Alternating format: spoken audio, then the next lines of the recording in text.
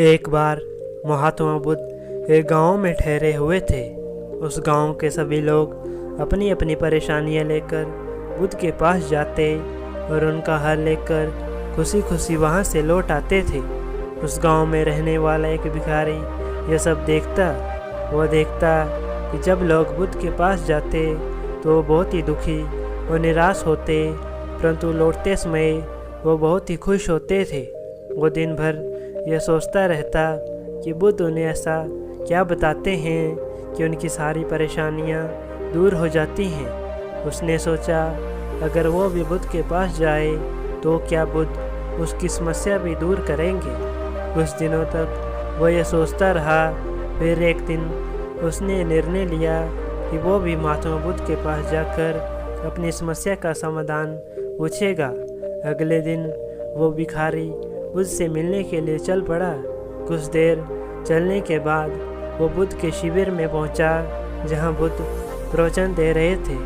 उसने देखा कि वहां पर लोगों की एक लंबी लाइन लगी हुई है। सब लोग बुद्ध से अपनी अपनी समस्या का समाधान पूछ रहे हैं।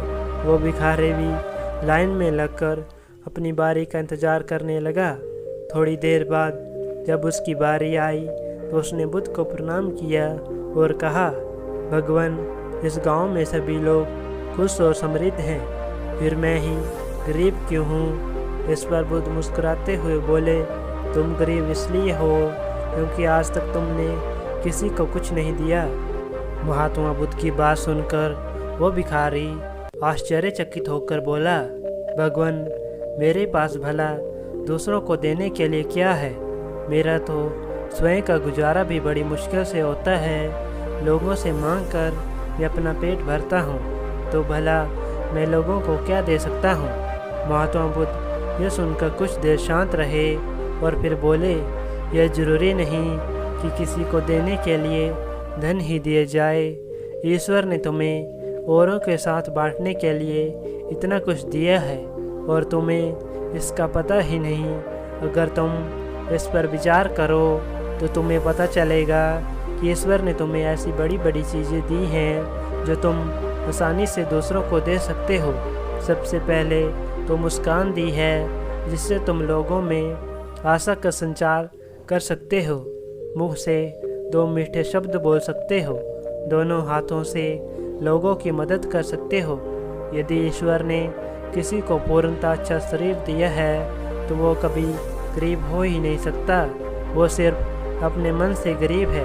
यदि तुम अपने मन से यह भ्रम निकाल दो तो तुम कभी दुखी और निराश नहीं होगे। महात्मा बुद्ध ने उस भिखारी से कहा, यदि तुम अपने मन से यह भ्रम निकाल दो और अपने जीवन में मेहनत करना सीख लो तो तुम भी एक अच्छा जीवन जी सकते हो।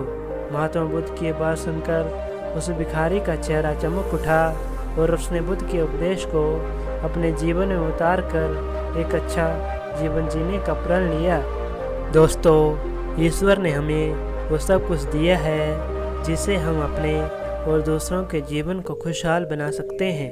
बुद्ध कहते हैं कि अगर आप किसी एक ज़रूरतमंद व्यक्ति की भी मदद कर दें तो उसके बदले ईश्वर हमें इतना देगा जो हमारी सोच से परे होगा। परंतु इस स्वार्थी दुनिया में लोग सिर्फ अपने बारे में ही सोचते हैं।